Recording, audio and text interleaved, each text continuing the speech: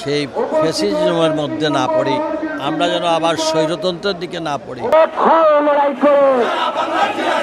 সিলেটের এই ঐতিহাসিক শহীদ মিনারে দাঁড়িয়ে বাংলাদেশ জাতীয়তাবাদী মহিলা দল সিলেট জেলা এবং মহানগর শাখার উদ্যোগে আজকের এই পান্তা ইলিশ উৎসব হচ্ছে। আমরা তাদেরকে আজকে স্মরণ করছি। আল্লাহ যেন তাদেরকে জান্নাত নসিব করেন এবং আমাদের দলের ভারপ্রাপ্ত চেয়ারম্যান জনাব তারেক রহমান আগামীর বাংলাদেশ বিনির্মাণের লক্ষ্যে সকল শ্রেণী পেশার মানুষকে নিয়ে যে 31 দফা ভিত্তিক বাংলাদেশ গড়ার প্রত্যয় ব্যক্ত করেছেন। আমরা বিশ্বাস করি ইনশাল্লাহ আগামীর বাংলাদেশ হবে বৈষম্যহীন বাংলাদেশ এবং আগামীর বাংলাদেশ হবে সকল ধর্ম বর্ণ গোত্রের সকল মানুষের সমন্বয়ে একটি সুখী এবং সমৃদ্ধশালী বাংলাদেশ। সকলকে শুভ নববর্ষের শুভেচ্ছা। ধন্যবাদ।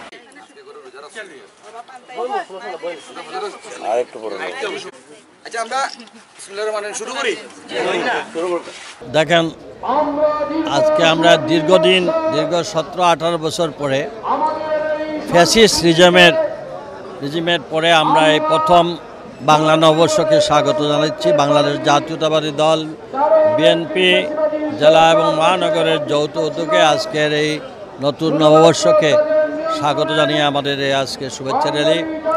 আমরা আশা করব এই বাংলা নববর্ষের এই শুভেচ্ছার মধ্য দিয়ে অতীতের সমস্ত জঞ্জাল, বিশেষ করে আমাদের যে আমরা যেন আবার সেই ফ্যাসিজমের মধ্যে না পড়ি, আমরা যেন আবার স্বৈরতন্ত্রের দিকে না পড়ি, আমরা সেই বাংলাদেশের স্বপ্নে আজকে নতুন বর্ষকে বরণ করে নিচ্ছি।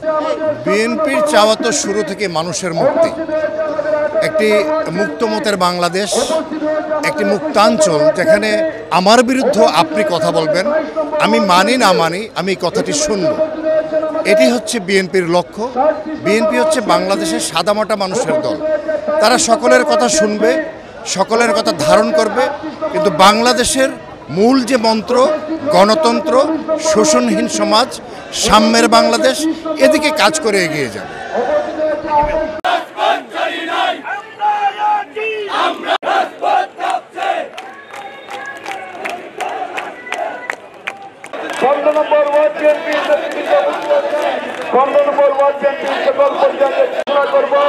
ইতিমধ্যে আমাদের মহানগর বিএনপি এবং আমাদের আজকের চৌধুরী জুমেল সহ তাদের নেতৃত্বে একটা মিছিল এসেছে। তাদেরকে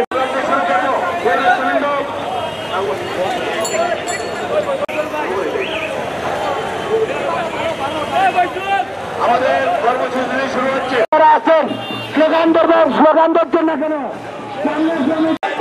এক হয় লড়াই করো।